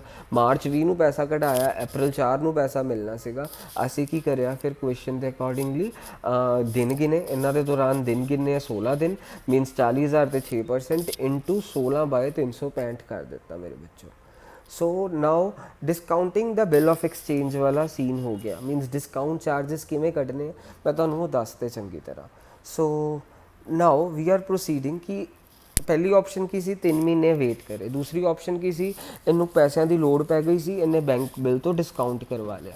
ਹੁਣ ਆਪਸ਼ਨ ਨੰਬਰ 3 ਧਿਆਨ ਨਾਲ ਦੇਖਣਾ, ਇਹਨੇ ਬਿੱਲ ਚੱਕ ਕੇ ਕਿਸੇ ਹੋਰ ਨੂੰ ਦੇਤਾ, ਮੀਨਸ ਕਿਉਂਕਿ ਇਹਨੇ ਕਿਸੇ ਹੋਰ ਨੂੰ ਕਰਜ਼ਾ ਦੇਣਾ ਸੀ, ਉਹ ਐਂਡੋਰਸ ਹੀ ਹੁੰਦਾ, ਜਿਹੜੇ ਕਿਸੇ ਹੋਰ ਨੂੰ ਬਿੱਲ ਦੇ ਦਿੱਤਾ ਉਹ ਐਂਡੋਰਸ ਹੀ ਹੁੰਦਾ। ਸਪੋਜ਼ ਇਹਨੂੰ ਕੋਈ ਕੀ ਕਹਿੰਦੇ ਇਹਦਾ ਕੋਈ ਕਰਜ਼ਦਾਰ, ਕਰਜ਼ੇ ਵਾਲਾ ਬੰਦਾ ਇਹਨੂੰ ਤੰਗ ਕਰ ਰਿਹਾ ਸੀਗਾ, ਇਹਨੇ ਕੀ ਕਰਿਆ, ਆਪਣਾ ਇਹ ਵਾਲਾ ਬਿੱਲ ਆਫ ਐਕਸਚੇਂਜ ਕਿਸੇ ਹੋਰ ਨੂੰ ਦੇਤਾ ਫੈਬ 4 ਨੂੰ, ਫੈਬ 1 ਨੂੰ, ਫੈਬ 10 ਨੂੰ, ਕੋਈ ਵੀ ਡੇਟ ਦਿੱਤੀ ਹੋ ਸਕਦੀ ਹੈ। ਹੁਣ ਉਹ ਬਿੱਲ ਕਿਹਦੇ ਕੋਲ ਚਲਾ ਗਿਆ, ਐਂਡੋਰਸੀ ਕੋਲ। ਸਪੋਜ਼ ਐਂਡੋਰਸੀ ਡੈਬਿਟ ਹੋ ਗਿਆ, ਡੈਬਿਟ ਦਾ ਰਿਸੀਵਰ, ਉਹੀ ਬਿੱਲ ਆਫ ਐਕਸਚੇਂਜ ਐਂਡੋਰਸੀ ਕੋਲ ਚਲਾ ਗਿਆ। ਤੇ ਤੂੰ ਕੀ ਲਿਖ ਦੇਵਾਂਗੇ ਬੱਚੋ, ਸਾਡੇ ਲਈ ਉਹ ਬਿੱਲ ਐਸੈਟ ਨਹੀਂ, ਬਿੱਲ ਆਫ ਐਕਸਚੇਂਜ ਪਹਿਲਾਂ ਇਹਦੇ ਲਈ ਐਸੈਟ ਸੀਗਾ, ਹੁਣ ਉਹ ਬਿੱਲ ਆਫ ਐਕਸਚੇਂਜ ਇਹਦਾ ਐਸੈਟ ਨਹੀਂ ਰਿਹਾ, ਕਿਹਦਾ ਐਸੈਟ ਹੋ ਗਿਆ, ਐਂਡੋਰਸੀ ਦਾ। ਸੋ ਐਂਡੋਰਸੀ ਕੋਲ ਚਲਾ ਗਿਆ ਬਿੱਲ ਆਫ ਐਕਸਚੇਂਜ। ਹੁਣ ਐਂਡੋਰਸੀ ਨੂੰ ਪੈਸਾ ਮਿਲੇਗਾ, ਕਿਹਦੇ ਤੋਂ ਮਿਲੇਗਾ, ਡਰਾਈ ਬੁੱਕ। ਸੋ ਹੁਣ ਇਹਨੂੰ ਤਾਂ ਮਿਲਣ ਨਹੀਂ ਵਾਲਾ, ਐਂਟਰੀ ਕੀ ਹੋ ਗਈ, endorsee to bill receivable. So this was a third situation. ਪਹਿਲੇ ਸੀਨ 'ਚ ਕੀ ਸੀਗਾ, ਇਹ ਅਪ੍ਰੈਲ 4 ਤੱਕ ਇਹ ਵੇਟ ਕਰ ਰਿਹਾ, ਇਹਨੂੰ ਪੈਸਾ ਦੇ ਦੇਗਾ। ਦੂਜੇ ਸਿਚੁਏਸ਼ਨ 'ਚ ਇਹਦੇ ਕੋਲ ਪੈਸਿਆਂ ਦੀ ਲੋੜ ਪੈ ਗਈ, ਇਹਨੇ ਬੈਂਕ ਤੋਂ ਡਿਸਕਾਊਂਟ ਕਰਵਾ ਲਿਆ ਬਿੱਲ, ਉਹਨੂੰ ਡਿਸਕਾਊਂਟਿੰਗ ਦਾ ਬਿੱਲ ਆਫ ਐਕਸਚੇਂਜ ਕਹਿੰਦੇ। ਥਰਡ ਸਿਚੁਏਸ਼ਨ ਕਿ ਇਹਨੂੰ ਇਹਦਾ ਕਰਜ਼ ਮੀਨਸ ਇਹਨੇ ਕਿਸੇ ਨੂੰ ਕਰਜ਼ਾ ਲੈਣਾ ਸੀਗਾ, ਉਹ ਬੰਦਾ ਤੰਗ ਕਰ ਰਿਹਾ ਸੀ, ਉਹ ਯਾਨੀ ਇਹਨੇ ਬਿੱਲ ਕਿਸੇ ਹੋਰ ਨੂੰ ਚੱਕ ਕੇ ਦੇਤਾ, ਬਿੱਲ ਆਫ ਐਕਸਚੇਂਜ ਕਿਸੇ ਹੋਰ ਨੂੰ ਚੱਕ ਕੇ ਦੇਤਾ। ਉਸ ਬੰਦੇ ਨੂੰ ਕੀ ਕਹਾਂਗੇ ਅਸੀਂ, endorsee. Endorsee is the receiver, so that's why he is being debited to bill receivable. ਹੁਣ ਇਹਦੇ ਲਈ ਬਿੱਲ ਉਹ ਐਸੈਟ ਨਹੀਂ ਰਿਹਾ। ਹੁਣ ਅਗਲੀ ਐਂਟਰੀ ਧਿਆਨ ਨਾਲ ਦੇਖਣਾ ਬੱਚੋ, ਅਗਲਾ ਸਿਚੁਏਸ਼ਨ ਕੀ ਹੋ ਸਕਦੀ ਹੈ, ਇਹਦੀ ਉਹੀ ਰਹੇਗੀ, ਇਹ ਤਾਂ ਅਪ੍ਰੈਲ 4 ਨੂੰ ਹੀ ਪੈਸੇ ਦੇਗਾ, ਇਹਦੇ 'ਚ ਕੋਈ ਬਦਲਾਵ ਨਹੀਂ ਆ ਰਿਹਾ, ਇਹਨੇ ਅਪ੍ਰੈਲ 4 ਨੂੰ ਹੀ ਪੈਸਾ ਦੇਣਾ। ਇਹਨੇ ਥੋੜਾ ਕੋਈ ਚੀਜ਼, ਇਹਨੇ ਥੋੜਾ ਕੋਈ ਗੜਬੜ ਕਰੀ ਹੈ, ਮੀਨਸ ਗੜਬੜਾਂ ਤਾਂ ਉਹਨੇ ਕਰੀਆਂ। ਇਹਨੇ ਬੈਂਕ ਕੋਲ ਚਲਾ ਗਿਆ, ਫਿਰ ਜਾਂ ਫਿਰ ਕਿੱਥੇ ਜਾ ਸਕਦਾ, ਜਾਂ ਤਾਂ ਖੁਦ ਵੀ ਵੇਟ ਕਰ ਸਕਦਾ, ਜਾਂ ਫਿਰ ਇਹ ਕਿਸੇ ਨੂੰ ਬਿੱਲ ਅੱਗੇ ਟ੍ਰਾਂਸਫਰ ਵੀ ਕਰ ਸਕਦਾ, ਯਾਨੀ ਉਹਨੂੰ ਐਂਡੋਰਸ ਕਰ ਸਕਦਾ। ਹੁਣ ਤੀਜੀ ਚੀਜ਼ ਕੀ ਹੈ ਕਿ ਇਹਨੇ ਕੀ ਕਰਿਆ, ਆਪਣਾ ਬਿੱਲ ਆਫ ਐਕਸਚੇਂਜ ਨਾ ਡਿਊ ਡੇਟ ਤੋਂ ਹਫਤਾ 10 ਦਿਨ ਪਹਿਲਾਂ ਕੀ ਦੇਤਾ, ਬੈਂਕ ਨੂੰ ਦੇਤਾ ਕਿ ਆ ਫੜ, ਤੇਰੀ ਜ਼ਿੰਮੇਵਾਰੀ ਹੈ, ਪੈਸਾ ਇਹਦੇ ਤੋਂ ਕਢਾ ਲੈ, ਕਿਉਂਕਿ ਬੈਂਕ ਜ਼ਿੰਮੇਵਾਰੀਆਂ ਲੈ ਲੈਂਦਾ। ਮੀਨਸ ਇਹਨੇ ਕੀ ਕਰਿਆ, ਵੈਸੇ ਤਾਂ ਕੀ ਕਰਨਾ ਸੀਗਾ, ਡਿਊ ਡੇਟ 'ਤੇ ਇਹਦੇ ਕੋਲ ਜਾਣਾ ਸੀਗਾ ਪੈਸਾ ਲੈਣ ਦੇ ਲਈ, ਇਹਦੇ ਕੋਲੋਂ ਪੈਸਾ ਲੈਣ ਜਾਣਾ ਸੀ, ਇਹਦੇ ਕੋਲ ਨਾ ਟਾਈਮ ਨਹੀਂ ਹੈ ਜਾਣ ਦਾ। ਇਹਨੇ ਕੀ ਕਰਿਆ, ਜਿਹੜਾ ਬਿੱਲ ਆਫ ਐਕਸਚੇਂਜ ਹੈ ਨਾ, ਇਹਨੇ ਬੈਂਕ ਨੂੰ ਦੇਤਾ ਕਿ ਡਿਊ ਡੇਟ 'ਤੇ ਨਾ ਤੁਸੀਂ ਆਪਣੇ ਕੀ ਕਹਿੰਦੇ ਇੰਪਲੋਏ ਨੂੰ ਭੇਜ ਦਿਓ ਡਰੋਈ ਕੋਲ ਅਤੇ ਪੈਸਾ ਲੈ ਲਿਓ। ਮੀਨਸ ਇਹਨੇ ਪੈਸਾ ਇਹ ਡਿਸਕਾਊਂਟ ਨਹੀਂ ਕਰਾਇਆ, ਜਸਟ ਆਪਣੀ ਜਿਹੜੀ ਇਹਨੇ ਕੀ ਸੀਗਾ, ਇਹਦੇ ਕੋਲ ਟਾਈਮ ਨਹੀਂ ਸੀਗਾ। ਹਮੇਸ਼ਾ ਜਦੋਂ ਵੀ ਡਿਊ ਡੇਟ ਹੁੰਦੀ ਹੈ ਨਾ, ਬਿੱਲ ਲੈ ਕੇ ਕੌਣ ਜਾਂਦਾ, ਕੌਣ ਜਾਂਦਾ, ਡਰੋਈ ਕੋਲ। ਅਸਲ ਦੇ ਵਿੱਚ ਡਰਾਇਰ ਹੀ ਜਾਂਦਾ ਬਿੱਲ ਲੈ ਕੇ, ਅਤੇ ਅਸਲ 'ਚ ਹੁੰਦਾ ਕੀ ਹੈ, ਇਹ ਬਿੱਲ ਆਫ ਐਕਸਚੇਂਜ ਲੈ ਕੇ ਇਹਦੇ ਕੋਲ ਜਾਏਗਾ, ਜਿਹਨੂੰ ਪੈਸਾ ਲੈਣਾ ਉਹ ਤਾਂ ਜਾਏਗਾ ਹੀ ਜਾਏਗਾ, ਡਿਊ ਡੇਟ 'ਤੇ ਇਹਦੇ ਕੋਲ ਪੈਸਾ ਲੈਣ ਜਾਏਗਾ, ਇੱਕ ਹੱਥ ਨਾਲ ਬਿੱਲ ਦੇਗਾ ਅਤੇ ਦੂਜੇ ਹੱਥ ਨਾਲ ਕੈਸ਼ ਲਏਗਾ। ਇੱਦਾਂ ਹੁੰਦਾ, ਅਸਲੀ ਸੀਨ ਇਹ ਹੁੰਦਾ। ਮੀਨਸ ਡਿਊ ਡੇਟ 'ਤੇ ਜਾਏਗਾ, ਇਹਦੇ ਕੋਲ ਜਾਏਗਾ, ਇਹਨੂੰ ਕਹੇਗਾ ਮੈਨੂੰ ਮੇਰਾ ਪੈਸਾ ਦੇ, ਪੈਸਾ ਲਏਗਾ, ਐਂਡ ਦੂਜੇ ਹੱਥੋਂ ਇਹਨੂੰ ਕੀ ਦੇ ਦੇਗਾ, ਦੂਜੇ ਹੱਥੋਂ ਕੀ ਦੇ ਦੇਗਾ, ਇਹਨੂੰ ਕੈਸ਼। ਹੁਣ ਇੱਦਾਂ ਇਹ ਰੂਲ ਕਿਉਂ ਬਣਿਆ ਨੈਗੋਸ਼ੀਏਬਲ ਇੰਸਟਰੂਮੈਂਟ, ਇਹ ਇਹਦੇ ਕੋਲ ਇਸ ਲਈ ਨਹੀਂ ਜਾਂਦਾ। ਹੋ ਸਕਦਾ ਇਹਨੇ ਬਿੱਲ ਕਿਹਨੂੰ ਦਿੱਤਾ ਹੋਵੇ, ਐਂਡੋਰਸੀ ਨੂੰ ਦਿੱਤਾ ਹੋਵੇ, ਹੋ ਸਕਦਾ ਇਹਨੇ ਬਿੱਲ ਕਿਹਨੂੰ ਦਿੱਤਾ ਹੋਵੇ, ਬੈਂਕ ਨੂੰ ਦਿੱਤਾ ਹੋਵੇ। ਇਹ ਤਾਂ ਵਿਚਾਰਾ ਧੱਕੇ ਖਾਂਦਾ ਰਹੇਗਾ, ਪਹਿਲਾਂ ਇਹਦੇ ਕੋਲ ਗਿਆ, ਇਹਨੇ ਕਿਹਾ ਕਿ ਮੇਰੇ ਕੋਲ ਹੈ ਨਹੀਂ, ਬੈਂਕ ਕੋਲ ਜਾ, ਇਹ ਥੋੜ੍ਹਾ ਧੱਕੇ ਖਾਏਗਾ, ਇਹਨੇ ਕੋਈ ਧੱਕੇ ਨਹੀਂ ਖਾਣੇ। ਜਦੋਂ ਵੀ ਜਾਂਦਾ ਹੈ ਨਾ ਬਿੱਲ ਲੈਣ ਦੇ ਲਈ, ਜਿਹਦੇ ਕੋਲ ਬਿੱਲ ਪਿਆ ਉਹੀ ਡਿਊ ਡੇਟ 'ਤੇ ਪੈਸੇ, ਬਿੱਲ ਆਫ ਐਕਸਚੇਂਜ ਪਿਆ ਉਹੀ ਡਿਊ ਡੇਟ 'ਤੇ ਪੈਸੇ ਲੈਣ ਜਾਂਦਾ ਹੈ। ਇਹ ਡਿਊ ਡੇਟ 'ਤੇ ਜੇ ਇਹਦੇ ਕੋਲ ਬਿੱਲ ਪਿਆ, ਇਹ ਇਹਦੇ ਕੋਲ ਜਾਏਗਾ ਅਤੇ ਇਹਨੂੰ ਕਹੇਗਾ ਕਿ ਆ ਪਕੜ ਬਿੱਲ ਅਤੇ ਮੈਨੂੰ ਦੇ ਮੇਰਾ ਪੈਸਾ, ਬਿੱਲ ਆਫ ਐਕਸਚੇਂਜ ਪਕੜ ਅਤੇ ਪੈਸਾ ਦੇ ਦੇ। ਜਾਂ ਫਿਰ ਜਿਹਨੇ ਕੀ ਕਹਿੰਦੇ ਆ ਬੈਂਕ ਤੋਂ ਬਿੱਲ ਡਿਸਕਾਊਂਟ ਕਰਾ ਲਿਆ, ਤਾਂ ਬੈਂਕ ਜਾਏਗਾ ਇਹਦੇ ਕੋਲ, ਇਹਨੂੰ ਬਿੱਲ ਆਫ ਐਕਸਚੇਂਜ ਪਕੜਾਏਗਾ ਅਤੇ ਪੈਸੇ ਲੈ ਲਏਗਾ। ਇਹ ਨਹੀਂ ਕਿਸੇ ਕੋਲ ਜਾਏਗਾ, ਤਾਂ ਫਿਰ ਧੱਕੇ ਹੀ ਖਾਂਦਾ ਰਹਿ ਜਾਏਗਾ। ਪਹਿਲਾਂ ਇਹਦੇ ਕੋਲ ਜਾਏਗਾ, ਇਹ ਕਹੇਗਾ ਬਿੱਲ ਮੇਰੇ ਕੋਲ ਨਹੀਂ ਹੈ, ਇਸ ਐਂਡੋਰਸੀ ਕੋਲ ਉਹਦੇ ਕੋਲ ਚੱਲ ਜਾ, ਜਾਂ ਇਹ ਕਹਿ ਦੇਗਾ ਕਿ ਮੈਂ ਬਿੱਲ ਬੈਂਕ ਤੋਂ ਡਿਸਕਾਊਂਟ ਕਰਾ ਲਿਆ, ਹੁਣ ਤੂੰ ਬੈਂਕ 'ਤੇ ਚੱਲ ਜਾਏ, ਤਾਂ ਧੱਕੇ ਹੀ ਖਾਂਦਾ ਰਹਿ ਜਾਏਗਾ। ਇਸ ਲਈ ਜਾਂਦਾ ਕੌਣ ਹੈ, ਹਮੇਸ਼ਾ ਕੁਐਸਚਨ ਦੇ ਵਿੱਚ ਹਮੇਸ਼ਾ ਪ੍ਰੈਕਟੀਕਲੀ ਜਾਂਦਾ ਡਰਾਇਰ ਹੀ ਹੈ, ਜਿਹਦੇ ਕੋਲ ਬਿੱਲ ਹੈ। ਸੋ ਹੁਣ ਕੀ ਹੈ, ਇਹਦੇ ਕੋਲ ਟਾਈਮ ਨਹੀਂ ਹੈ, ਨਾ ਇਹਨੇ ਬਿੱਲ ਡਿਸਕਾਊਂਟ ਕਰਾਇਆ, ਨਾ ਕਿਸੇ ਨੂੰ ਐਂਡੋਰਸ ਕਰਿਆ, ਪਰ ਇਹਦੇ ਕੋਲ ਟਾਈਮ ਨਹੀਂ ਹੈ ਕਿ ਇਹ ਇਹਦੇ ਕੋਲ ਜਾਏ। ਅਤੇ ਇਹ ਕੀ ਕਰਦਾ, ਆਪਣੀ ਜ਼ਿੰਮੇਵਾਰੀ ਬੈਂਕ 'ਤੇ ਸੁੱਟ ਦਿੰਦਾ। ਬੈਂਕ ਦਾ ਬਹੁਤ ਵਧੀਆ ਕਸਟਮਰ ਹੈ ਡਰਾਇਰ, ਅਤੇ ਇਹਨੇ ਬੈਂਕ 'ਤੇ ਜ਼ਿੰਮੇਵਾਰੀ ਸੁੱਟੀ। ਸਪੋਜ਼ ਡਿਊ ਡੇਟ ਅਪ੍ਰੈਲ 4 ਨੂੰ ਸੀਗੀ, ਇਹਨੇ ਕੀ ਕਰਿਆ, 31 ਮਾਰਚ ਨੂੰ ਹੀ ਉਹ ਬਿੱਲ ਦੇਤਾ, ਬਿੱਲ ਆਫ ਐਕਸਚੇਂਜ ਬੈਂਕ ਨੂੰ ਦੇਤਾ ਕਿ ਮੇਰੀ ਡਿਊ ਡੇਟ 'ਤੇ ਪੈਸਾ ਲੈ ਆਈ ਅਤੇ ਮੇਰੇ ਬੈਂਕ ਖਾਤੇ 'ਚ ਪਾ ਦੀ। ਇਹਨੂੰ ਅਸੀਂ ਕੀ ਕਹਿੰਦੇ ਹਾਂ, bill sent for collection. Means collection ਦੇ ਲਈ ਬਿੱਲ ਭੇਜਿਆ, bill sent for collection account debit. Means bill sent for collection ਕੀ ਹੈ ਕਿ ਬੈਂਕ ਨੇ ਇਹਨੂੰ ਰਸੀਦ ਦੇ ਦਿੱਤੀ ਡਰਾਇਰ ਨੂੰ ਕਿ ਹਾਂ ਅਸੀਂ ਤੇਰਾ ਬਿੱਲ ਪਕੜ ਲਿਆ ਅਤੇ ਅਸੀਂ ਡਿਊ ਡੇਟ 'ਤੇ ਲਿਆਵਾਂਗੇ, ਟੂ ਬਿੱਲ ਰਿਸੀਵੇਬਲ। ਇਹਦੇ ਹੱਥੋਂ ਬਿੱਲ ਰਿਸੀਵੇਬਲ ਚਲਾ ਗਿਆ 40,000। ਹੁਣ ਡਿਊ ਡੇਟ 'ਤੇ ਕੀ ਹੋਊਗਾ, ਬੈਂਕ ਜਾਏਗਾ, ਹੁਣ ਬਿੱਲ ਬੈਂਕ ਕੋਲ ਪਿਆ, ਬੈਂਕ ਇਹਦੇ ਕੋਲ ਜਾਏਗਾ, ਇਹਨੂੰ ਕਹੇਗਾ ਆ ਫੜ ਆਪਣਾ ਬਿੱਲ ਆਫ ਐਕਸਚੇਂਜ ਅਤੇ ਦੂਜੇ ਤੋਂ ਮੈਨੂੰ ਪੈਸਾ ਦੇ ਦੇ, ਅਤੇ ਇਹ ਦੇ ਦੇਗਾ। ਸੋ 31 ਮਾਰਚ, ਹੁਣ 4 ਅਪ੍ਰੈਲ ਨੂੰ ਬੈਂਕ ਨੂੰ ਪੈਸਾ ਮਿਲ ਜਾਏਗਾ, ਕਿਹਦੇ ਤੋਂ ਮਿਲ ਜਾਏਗਾ, ਡਰਾਈ ਨੂੰ। ਅਤੇ इस यानी बैंक किंदे बैंक खाते च पा देगा, ड्रॉयर दे बैंक खाते च पा देगा। बैंक अकाउंट डेबिट टू, ਹੁਣ ਕੀ ਹੈ, ਪਹਿਲਾਂ ਇਹਦੇ ਲਈ ਉਹ ਰਸੀਦ ਇਹਦੇ ਲਈ ਐਸਟ ਬਣ ਗਈ ਸੀਗੀ ਜਿਹੜੀ ਬੈਂਕ ਨੇ, ਹੁਣ ਉਹ ਰਸੀਦ ਕੀ ਹੋਏਗੀ, ਬੈਂਕ ਉਹ ਰਸੀਦ ਵਾਪਸ ਲੈ ਲੇਗੀ। To bill sent for collection. ਇਹ ਵਾਲੀ ਸਰਵਿਸ ਬੈਂਕ ਫ੍ਰੀ 'ਚ ਵੀ ਪ੍ਰੋਵਾਈਡ ਕਰ ਦਿੰਦਾ, ਕਦੀ ਕਦੀ 100-200 ਰੁਪਏ ਚਾਰजेस ਵੀ ਲਗਵਾ ਲੈਂਦਾ। ਜੇ ਉਹ ਚਾਰਜ ਲਗਵਾਇਆ ਹੋਏ ਤਾਂ ਕੀ ਹੋਏਗਾ, ਬੈਂਕ ਅਕਾਊਂਟ ਡੈਬਿਟ ਸਾਡੇ ਬੈਂਕ 'ਚ ਫਿਰ 40,000 ਨਹੀਂ ਆਣਾ, ਸਾਡੇ ਬੈਂਕ 'ਚ ਸਪੋਜ਼ 39,500 ਆਇਆ ਤੇ ਬੈਂਕ ਨੇ ਚਾਰजेस ਕਿੰਨੇ ਲੈ ਲਏ, bank charges account debit 500 to bill sent for collection. ਇਹ ਸਿਚੁਏਸ਼ਨ ਨੂੰ ਧਿਆਨ ਨਾਲ ਸਮਝ ਲੈਣਾ। ਸਾਡੇ ਕੋਲ ਕੀ ਸੀਗਾ, ਹਮੇਸ਼ਾ ਤੁਹਾਨੂੰ ਦੱਸਿਆ ਜਿੰਦੇ ਕੋਲ ਬਿੱਲ ਹੈ ਉਹੀ ਜਾਏਗਾ ਡਰੋਈ ਕੋਲ, ਕਿਉਂਕਿ ਡਰੋਈ ਦਾ ਜਾਣਾ ਫਿਜ਼ੀਬਲ ਨਹੀਂ ਹੈ ਕਿ ਡਰੋਈ ਇਹਦੇ ਕੋਲ ਜਾਏ ਕਿ ਆ ਫੜ ਪੈਸੇ ਤੇ ਮੈਨੂੰ ਬਿੱਲ ਦੇ, ਇਹ ਕਵੇ ਕਿ ਮੇਰੇ ਕੋਲ ਬਿੱਲ ਹੀ ਨਹੀਂ ਹੈ, ਬਿੱਲ ਆਫ ਐਕਸਚੇਂਜ ਹੀ ਨਹੀਂ ਹੈ, ਬੈਂਕ ਕੋਲ ਜਾ, ਫਿਰ ਬੈਂਕ ਕੋਲ ਧੱਕੇ ਖਾਏਗਾ ਮੀਨਸ, ਜਾਂ ਫਿਰ ਇੱਦਾਂ ਵੀ ਹੋ ਸਕਦਾ ਜੇ ਡਰੋਈ ਇਹਦੇ ਕੋਲ ਜਾਏ, ਪਹਿਲਾਂ ਇਹਨੂੰ ਕਵੇ, ਇਹ ਕਵੇ ਕਿ ਬਿੱਲ ਪਿਆ ਐਂਡੋਰਸੀ ਕੋਲ, ਐਂਡੋਰਸੀ ਕੋਲ ਜਾਏ, ਫਿਰ ਐਂਡੋਰਸੀ ਕਵੇ ਕਿ ਮੈਂ ਤਾਂ ਬਿੱਲ ਡਿਸਕਾਊਂਟ ਕਰਿਆ ਬੈਂਕ ਕੋਲ, ਫਿਰ ਤਾਂ ਧੱਕੇ ਖਾਂਦਾ ਰਹੇਗਾ ਡਰੋਈ।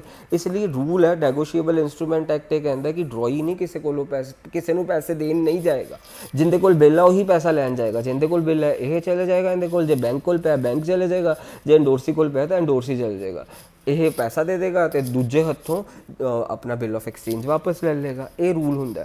ਤੇ ਹੁਣ ਕੀ ਹੈ, ਡਰਾਇਰ ਕੋਲ ਹੀ ਬਿੱਲ ਪਿਆ ਪਰ ਡਰਾਇਰ ਦੇ ਕੋਲ ਟਾਈਮ ਨਹੀਂ ਹੈ ਕਿ ਆਪਣਾ ਟਾਈਮ ਬਰਬਾਦ ਕਰੇ ਤੇ ਇਹਦੇ ਕੋਲ ਜਾਏ, ਇਹਦੇ ਵਰਕ ਪਲੇਸ ਤੇ ਜਾਏ ਕਿ ਹਾਂ ਇਹ ਕਵੇ ਕਿ ਮੈਨੂੰ ਮੇਰੇ ਪੈਸੇ ਦੇਵੇ। ਇਹਨੇ ਕੀ ਕਰਿਆ, ਡਰਾਇਰ ਨੇ ਆਪਣੀ ਜ਼ਿੰਮੇਵਾਰੀ ਬੈਂਕ ਤੇ ਸੁੱਟੀ, ਬੈਂਕ ਨੂੰ ਦੇਤਾ ਆਪਣਾ ਬਿੱਲ ਆਫ ਐਕਸਚੇਂਜ।